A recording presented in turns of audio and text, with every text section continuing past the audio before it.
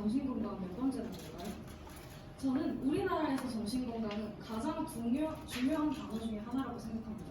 이제는 암을 뛰어넘어 가장 높은 사회적 비용을 발생시키는 질병이기도 하니까요. 그러나 10년 전이나 지금이나 정신건강은 우선순위 리스트에서 가장 밑에 있습니다. 예산, 교육, 서비스 수준, 그리고 오늘의 주제인 편견과 차별까지 지금까지 우리 사회는 정신건강 문제를 대하는 모든 면에서 별로 중요한 문제라고 생각하지 않으신 것 같습니다. 오늘 이 자리에서 저는 정신건강이 좋지 않은 정신질환이 이런 이유 하나만으로 차별을 경험했던 청소년으로서 학교 현장에서 왜 그런 편견과 차별이 계속될 수밖에 없는지, 그런 문제 해결을 하기 위해서 어떠한 변화가 필요한지에 대해 말씀드리고자 합니다. 먼저 제 경험을 바탕으로 대한민국 청소년들의 정신적 어려움을 겪게 되었을 때 경험하는 상황을 짧게 말씀드려보고자 합니다. 저의 첫 정신건강 서비스는 학교 위클래스였습니다. 학기 초 시행하는 행정검사에서 우울증이 의심되면 결과가 나와서 상담을 해야 한다고 하셨고, 저는 그걸로 위클래스를 가졌습니다. 저는 상담을 받으면 좀 더 힘들지 않을까, 좀 덜 아프지 않을까, 그 생각을 가지고 상담을 하러 갔습니다. 하지만 제가 위클래스에 갔을 때 위클래스 상담 선생님께서는 저의 이야기는 하나도 듣지 않으시고 바로 왜 그렇게 생각했니? 왜 이렇게 설문했니라고 하셨습니다. 그 말에 대한 저의 대답은 단 하나였습니다. 그렇게 생각하고 있었고 그렇게 아팠기 때문에 이렇게 설문했습니다. 위클래스 선생님은 그리고 그 이후에 제 이야기를 듣는 내내 전혀 공감하지 못하겠다는 표정이었고, 마지막에는 나는 그렇게 생각하지 않는데 너는 그렇게 생각한다니 정말 의문이구나 하며 저를 이상한 사람으로 느끼게끔 하였습니다. 그리고 너는 외부 정신상담가를 불러야 하니 부모님께 말씀드리겠다고 하셨고, 저는 거기에 대해서 반대하고 사정사정해서 안 된다고 부탁드렸습니다. 이것이 제가 첫 번째 받은 정신건강 서비스였습니다. 그 다음부터는 저는 학교에서 이런 검사를 할 때마다 우울증이 나오지 않게 하기 위하여 거짓으로 설문을 제출하게 되었습니다.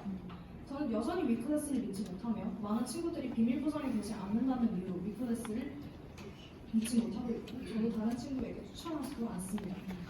이 에피소드를 듣고 과연 어떤 생각이 드시나요? 짧은 에피소드이지만 이 안에는 정신건강에 대한 편견을 강화하고 잘못된 통계를 만들고 조기 개입이 실패하는 이유들이 모두 다 담겨 있습니다. 그래도 이건 일부의 잘못된 상담사 케이스고 좋은 상담사도 많아라고 무시하고 지나치실 건가요? 정신장애 42%는 청소년 시기에 첫 발병을 하게 됩니다. 즉, 이 시기에 정신질환에 대한 조기 예방과 조기 발견, 치료는 매우 중요하죠. 조기 예방과 조기 치료를 위해 마련한 청소년들을 위한 정신건강 서비스는 오히려 편견과 낙인을 방어합니다.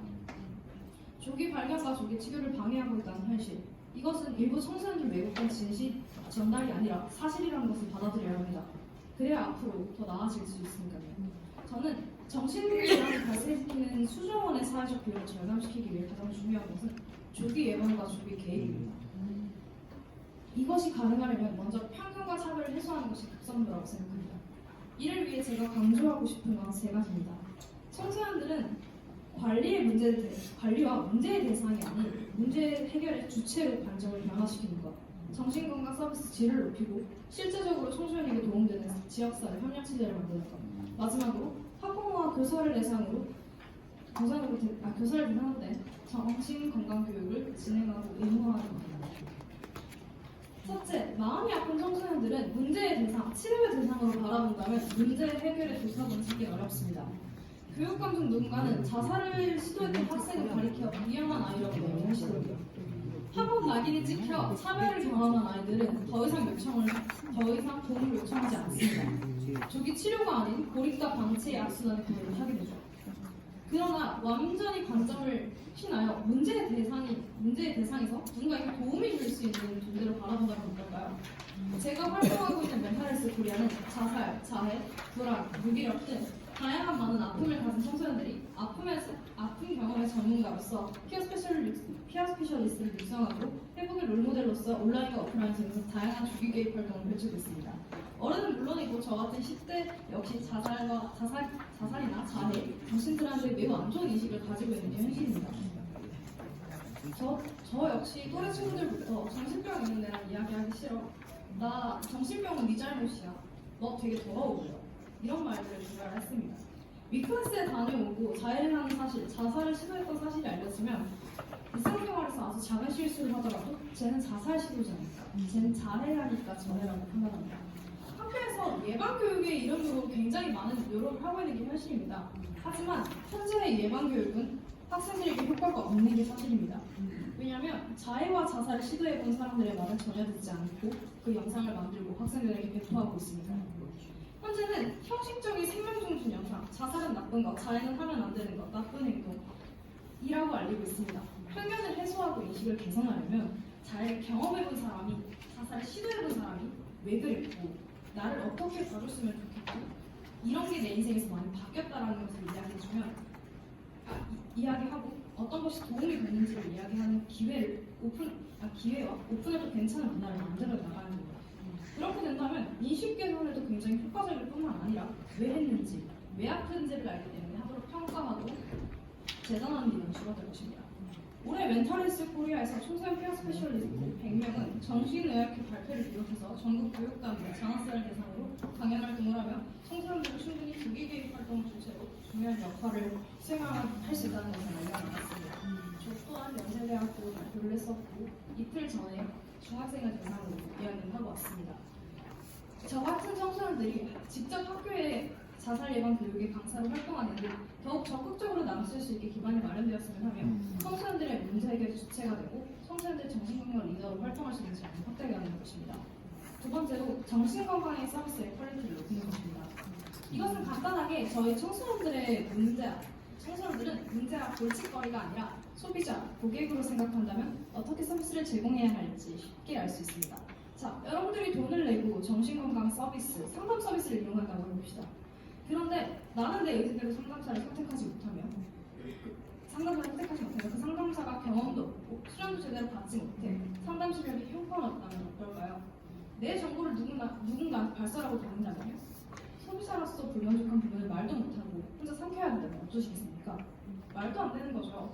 변화해야 합니다. 미국의 학교 같은 경우 학교의 재정에 따라 다를 수 있지만 보통 학업 상담, 진학 상담, 심리 상담으로 상담이 세분화되어 있고 그래서 심리 상담의 경우 5명의 전문 상담가를 상주하고 있는 학생들이 있다고 합니다.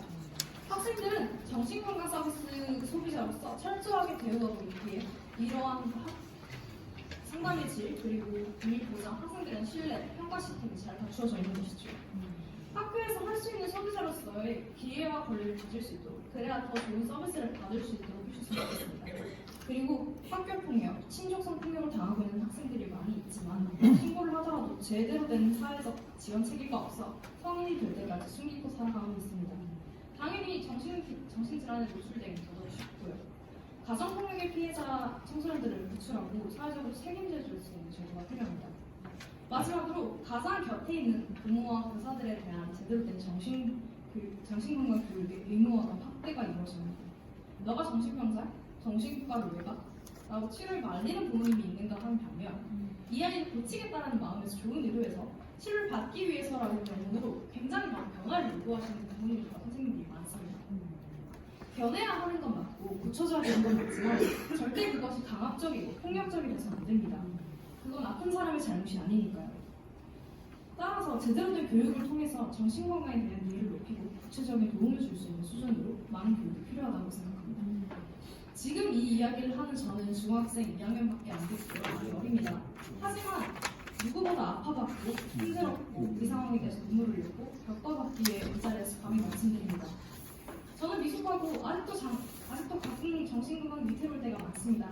그 위태로움이 저를 여기에 서게 만들었고 이렇게 말씀드리게 되었습니다. 그러나 저도 같은 사람이고 평범한 학생입니다. 편견 없는 세상에서 나 아프면 아프다고 말할 수 있는 사회가 되었으면 합니다. 사람들의 편견에서 만들어진 차별이기 때문에 이 편견은 굳이 그렇게 강하지 않습니다. 그렇기 때문에 하나하나 바뀔 수 있고요. 사람들이 만들어낸 편견이기에 그렇게 없애는데도 어렵지 않을 것입니다. 여기 계신 분들께 부탁드리겠습니다. 먼저 손 내밀어 주십시오. 다르지 않다 생각해 주십시오. 그럼 하나하나가 바뀝니다. 인생을 살다 보면 언젠가 한 번쯤은 아플 거고요. 지금 아플 수도 있습니다. 그때 따뜻한 시선과 도움으로 다시 나답게 살 수 있는 세상이 되었으면 좋겠습니다. 정신 건강이 좋지 않은 정신병이 있는 정신 질환을 알았던 이유 하나만으로 그 사람이 평가되고 그 사람의 인격을 깎아내리고 그 사람이 다르게 평가되는 일이 있어서는 안 되니까요. 지금까지 들어주셔서 감사합니다. 방송 마치겠습니다.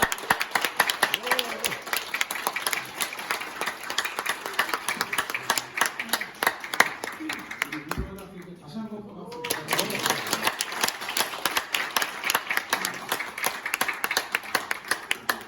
어른한 사람으로서 가슴이 무겁해지는 정말 열심히 많은 분들이 조령에 가서 나오고 유아원 학생의 한마디 한마디가 모양가 돼서 점점 펼쳐졌으면 좋겠습니다. 다음은 토론 시간인데 잠시 장례 정리를 진행을 하고